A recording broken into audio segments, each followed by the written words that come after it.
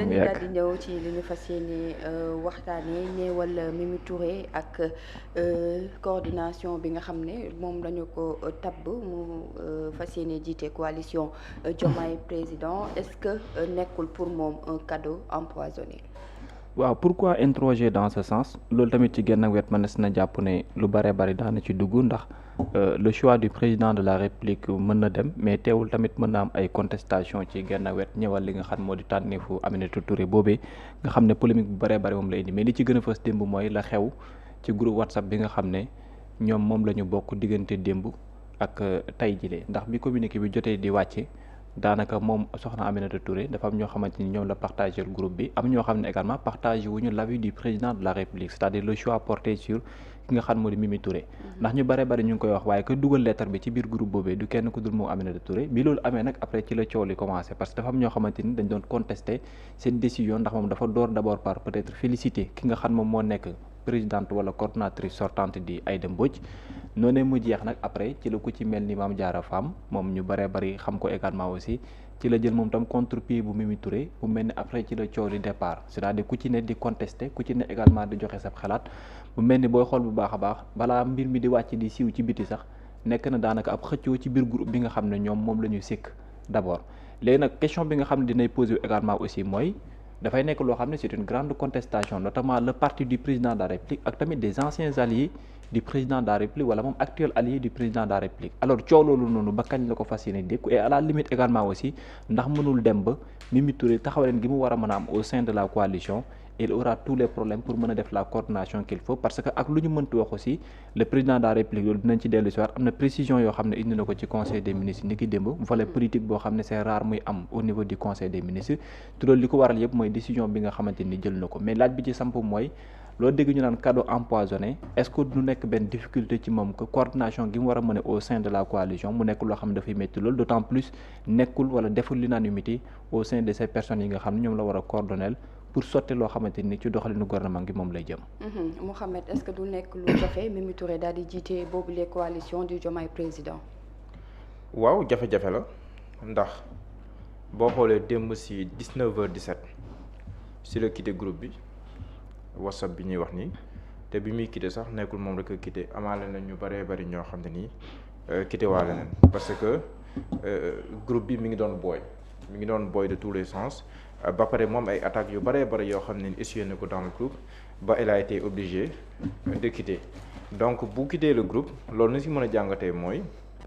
c'est pour créer un autre groupe wala rejoindre un autre groupe donc loolu rek bu nekkee le président si communiqué bi nga xamante ni moom lañ fësaloon soo ko parcourir dafay bokk si objectif yi ñuy gàll son Aminata mooy mu boolewaat ubbiwaat nit ñi mën a waxtaan mais bu nekkee ne le seul fait lié à sa nomination jur na lii ba moom sax moom elle a été obligée moom mu jënd ci groupe WhatsApp bi ça veut dire que ça va poser problème parce que bu nekkee ne yow mi war a boole yow si wàllum boppam yow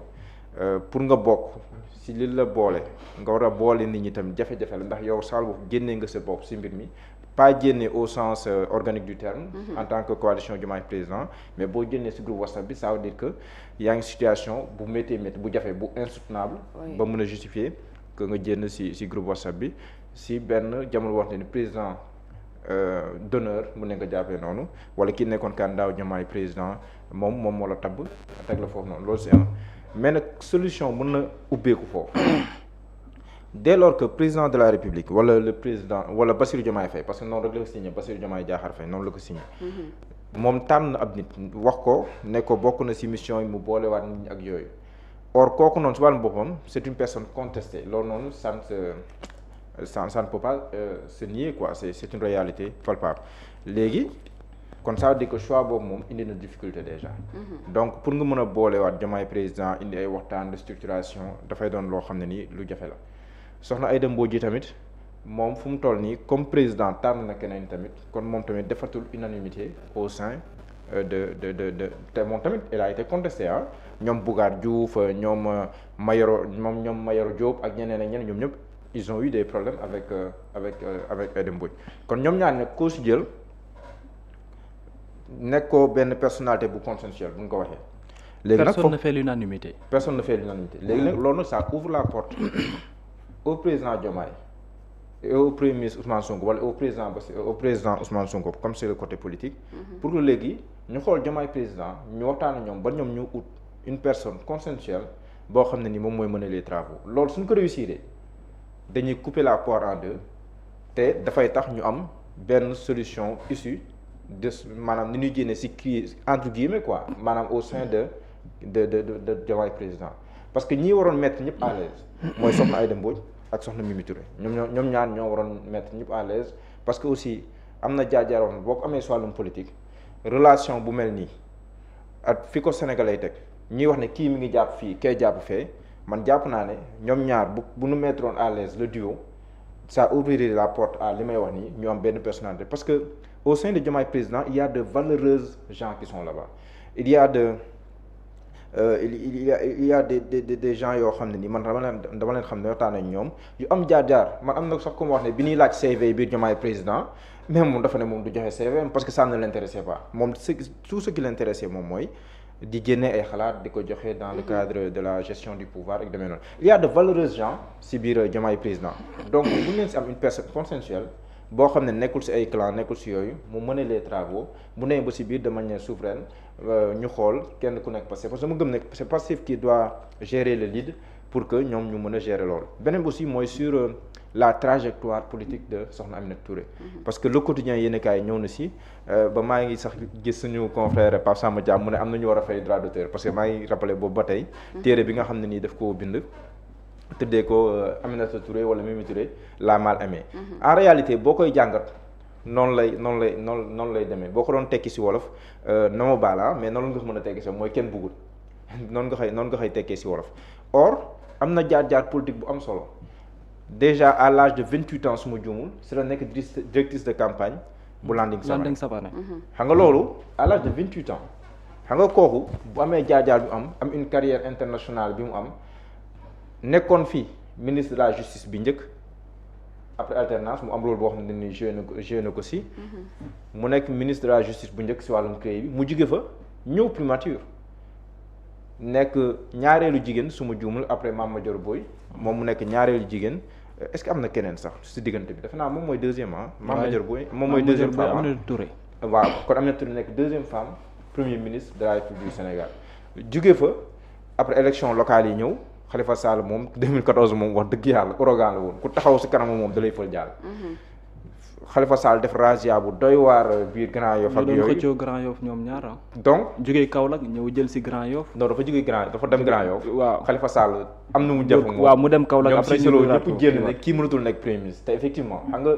moo tax les deux sont liés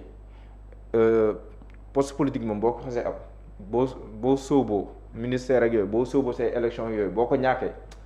boo moyul nànk rek politiquement dootoo amati légitimité nekk ci gouvernement loolu mu neew c'est injuste mais c'est la réalité politique léegi nag président Macky Sall jëlee ko ci gouvernement mënatul woon nekk premier ministre déjà il a été contesté moo tax contesté ni ñu jëlee ko ci poste loolu yàgg na fi ñoom Moustapha Cissé maa ngi fàttali ko jamono jooju ñoo doon def ay conférence naan Aminata Touré mii mënatul nekk premier ministre du Sénégal mu bàyyi ko foofu ci wàllum politique jóge Grand Yoff gàddaay Kaolack après bu mu nekkee premier ministre ñu jëlee ko foofu après quelque temps après moom na tuuti distance mais après nekkoon na président du conseil économique social et environnemental mais si diggante bi aussi mu dem Kaolack elle a dirigé la liste Benno Bokk Yaakaar lors des législatives de 2022 mais les résultats n'ont pas été fameux même si biir Kaolack si wàllu boppam mu ànd ak ñoom maître Diouf ak yu demee noonu foofu les résultats n'ont pas été fameux donc loolu aussi remettre en cause sa légitimité en tant que femme politique ba mu xaw a am sax cohabitation entre guillemets parce que voilà donc benn tuuti la rawee woon l'opposition même bu nekk après am na changement de situation donc mu dem assemblée di xaar ñu tabb ko fa ñu fal ko fa présidente assemblée nationale muy doon gulet quand même mais à la surprise générale même elle a été surprise Amadou Mame Diop fël loolu boo xoolee expression visage am jour boobu noonu da ngay xam ne kii déception am na mbetteel loolu xam naa boo ko doon laaj déception bi gën a rëy boo am si wàllum politique bu la waxul boobu tamit du sori boo ko waxoon ñett yi moom dina si bokk après nag foofu elle a eu le soutien de l'opposition parce que jéemoon nañ ko daax après sax daax nañ ko ak yeneen mu am le soutien de l'opposition après tamit Pastef tàllal ko loxo ce qui est vrai aussi Pastef tàllal ko loxo ba soutenir ko sens dans des moments difficiles ak demee noonu mais ñu dem ba si biir aussi mu am distance moom ak premier ministre Ousmane Sonko maa ngi ko fi doon am na sax ku ma xibaar nag am na leneen ko bëggoon jox balaa say envoyé spécial du président mais c'est le premier Ousmane Sonko qui s'y est opposé donc loolu tamit nekkoon si suuf mais bi mu waxee si xew as bi fa la lu bëri feeñee maanaam coowal politique yenn saa yi dafay buddi si suuf day nax si suuf comme ni ko Modou Mbacké di waxee mais day jékki-jékki rek nekk au goût du jour léegi nag loolu am ba li am nii ak li président parti Pastef wax si meeting beeg ak yu demee noonu mais elle a répondu par le silence mais dafa jàppoon ne avec le soutien du président mënoon am ni mu bëgg mais lii réalité boo ne mooy politiquement soutien au président rek doyul parce que président naam tànn na ko mais bu mu ko tànnee gis neen difficulté yi nga xam te ni indi na ko même moom sax day am difficulté pour gérer parce que Diomaye président il est dans une position inconfortable parce que Diomaye président xam nga ñaata parti la wala ñaata parti et mouvement lu mu dee 300 parti et mouvement lu mu dee ñooñu boo si amul consensus nan nga leen di gérer te yaa ngi war a ubbiwaat ñeneen ñëw donc c'est plusieurs problèmes qu'elle a aujourd'hui donc mais je pense que vu son âge jaar-jaaram ak yu demee noonu donc dina mën a trouver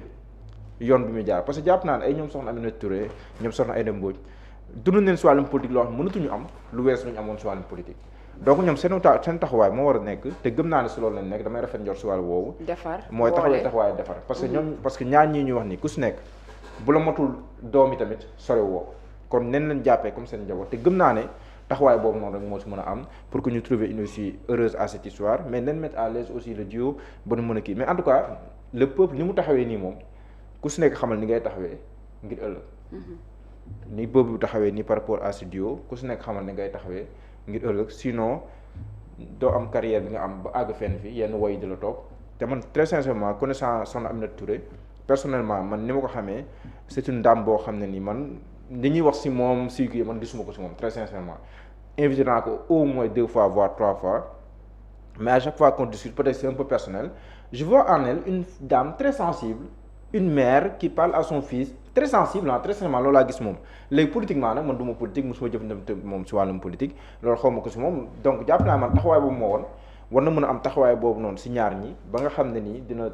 am taxawaay boo xam ne nii day mettre tout le monde à l'aise loolu laay woo soxna Aïda Mbodj tuuti naa si trop mais pour man loolu rek moom moo war a nekk solution bi sinon way bu kii rek moo si topp alors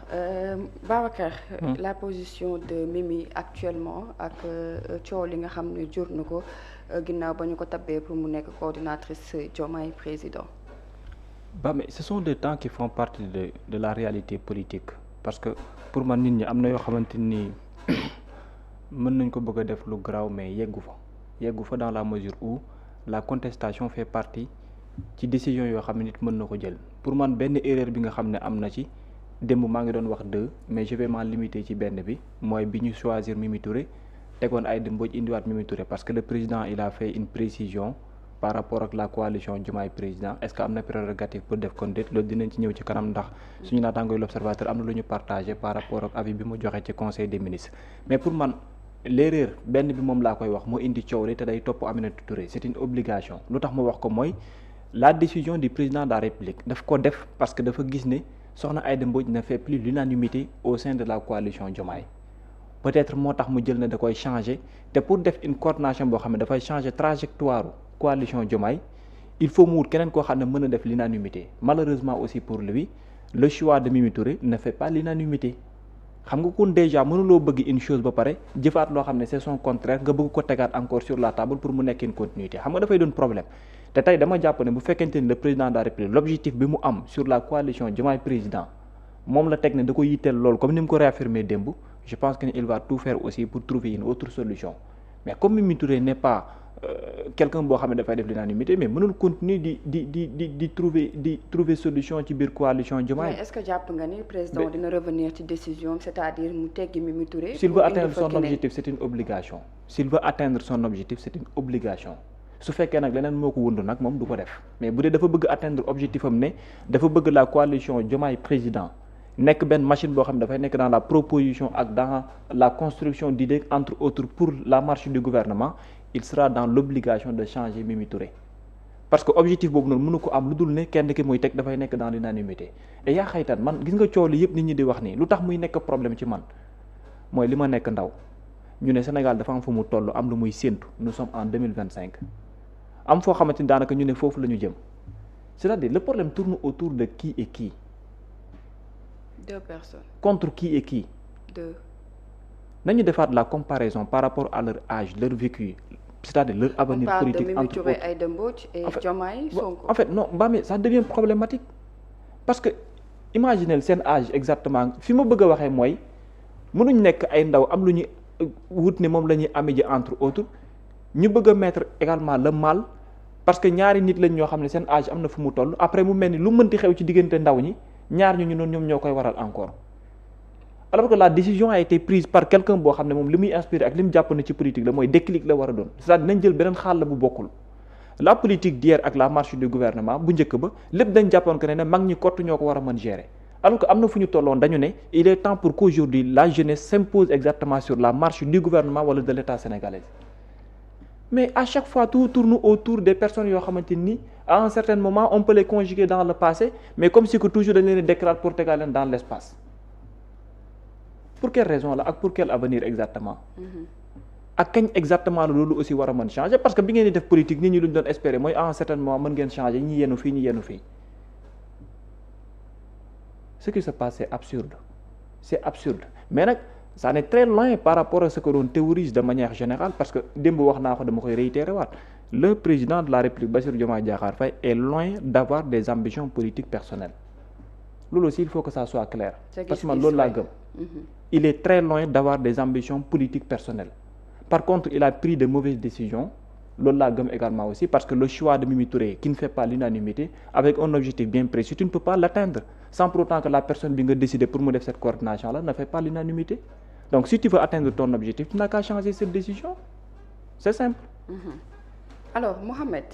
lan moo war a mën a expliquer le fait que Mimi Touré mu quitté groupe bi est-ce que également le fait que jafe-jafe am ci groupe bi mu quitté est-ce que kooku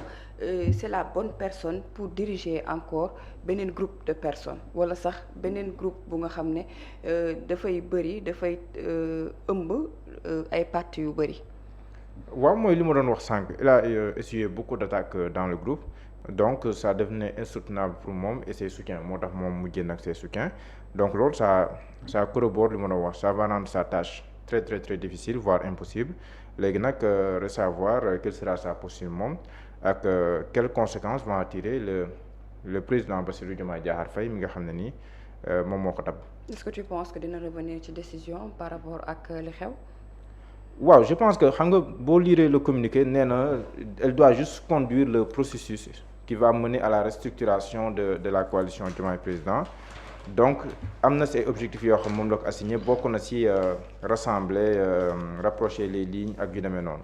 or lu mel noonu boo ko dénkee koo xam ne déjà sa nomination fait débat rek et source de contestation dans le groupe ak yu demee noonu loolu il va sans dire que voilà donc li gën a yenu maanaa fu mu toll nii mooy que ñu am benn coordonnateur triste de consensus boo xam ne nii dina mën a mener le processus de restructuration après bu ñu demee ba àgg ca encore une fois ma jàpp ne Pastef moom moo war a nekk le lead comme ni APR nekkoon le lead si wàllum Benno Bokk Yaakaar et que ñu mën a conduire li nga xam ne ni aussi moom mooy seen perspective yi ñu am ensemble parce que loolu rek laa gis comme benn